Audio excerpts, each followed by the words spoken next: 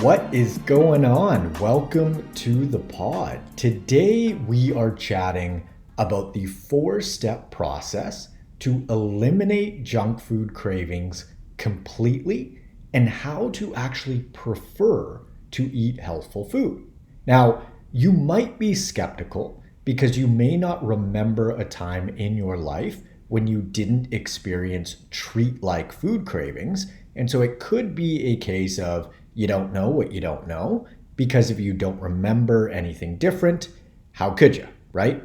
Fortunately, it is entirely possible. I've experienced it myself, and I've had a whole bunch of my clients experience it too.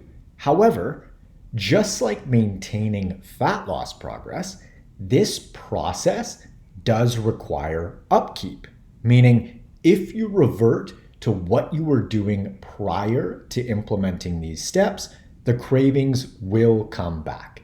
Just like if you lose a bunch of fat and then let your old habits slip back in, you'll regain it.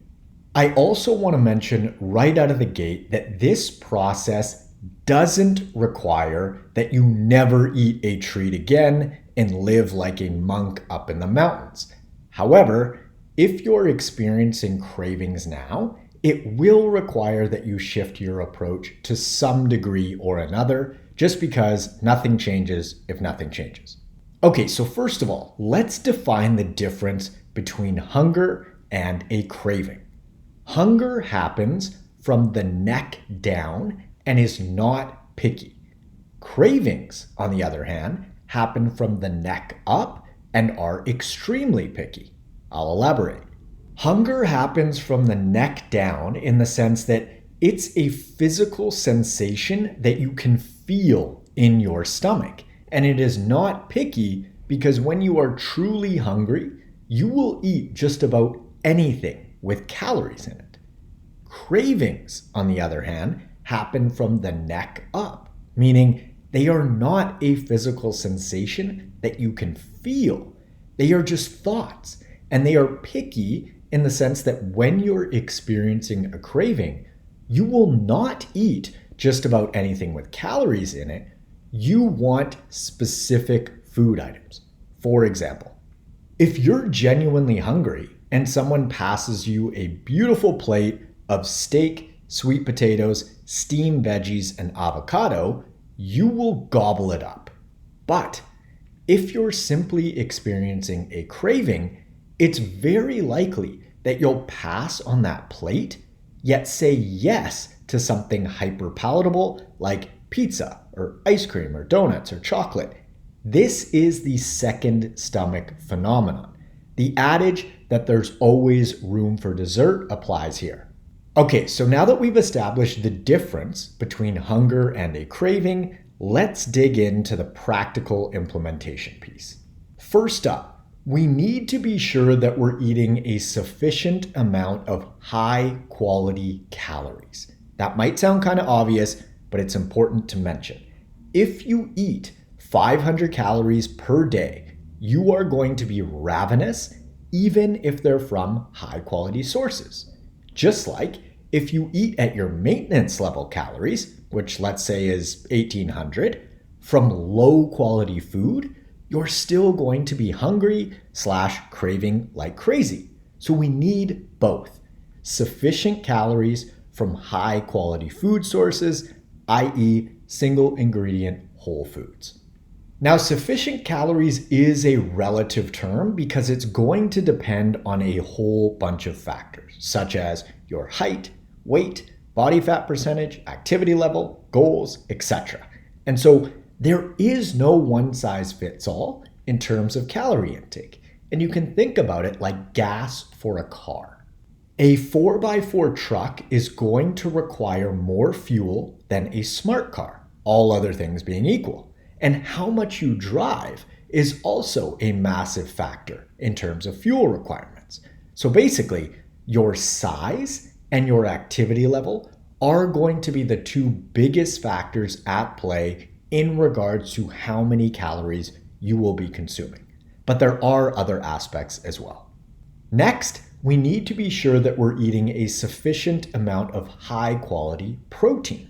And in short, that's typically going to be roughly 1 gram of protein per pound of body weight, or 1 gram of protein per pound of ideal or goal body weight. If you're interested in learning more about the ins and outs of protein intake specifically, check out episode number 232, titled How Much Protein Should You Eat Per Day? Next, we've got sleep. Lack of sleep ramps up appetite and cravings like crazy and subconsciously pushes us to eat more calories. It also has us either consciously and or subconsciously move less. And as we'll touch on in a moment, movement is also a key component in appetite regulation. Now, how much sleep are we talking? We require on average between 7 and 9 hours of sleep per night, and preferably we're waking up naturally without an alarm so we can complete all of our sleep cycles. Movement or steps.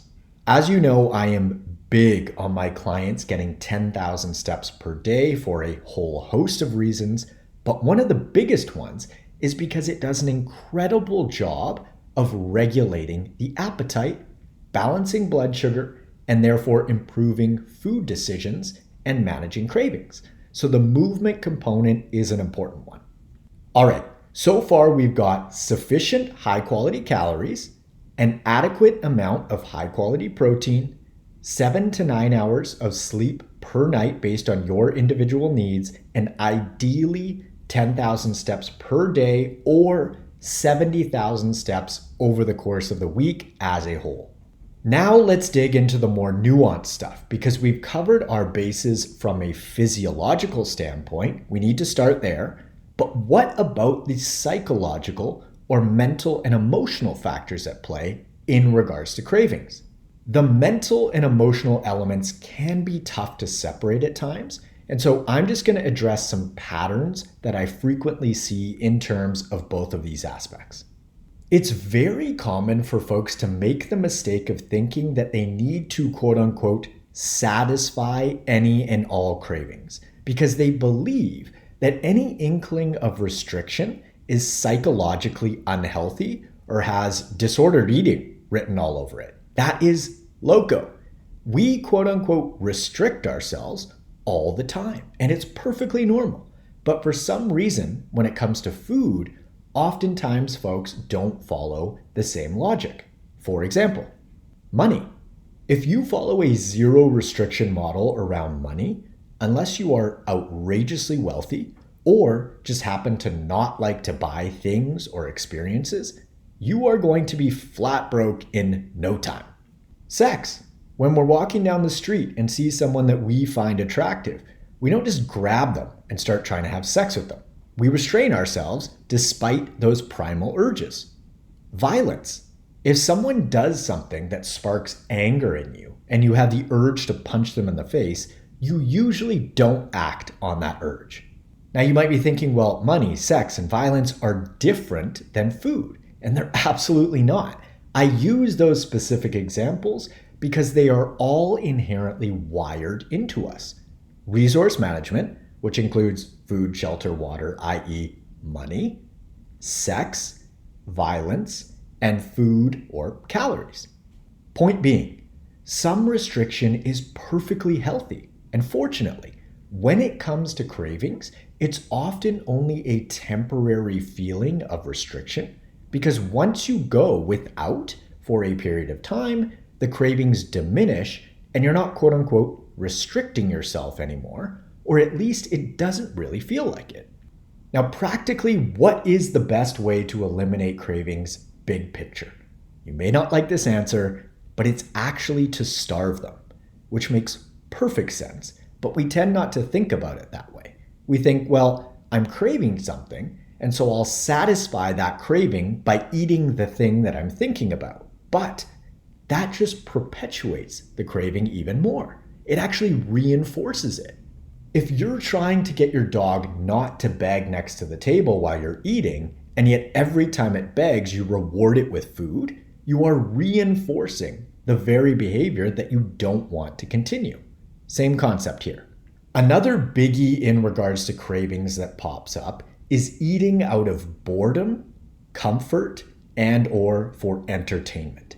This is super common nowadays just because food is so abundant, and up until very recently, this hasn't been an option because for the vast majority of our evolutionary history, the environment has regulated our food intake in a number of ways, but most notably because food is notoriously difficult to acquire in nature.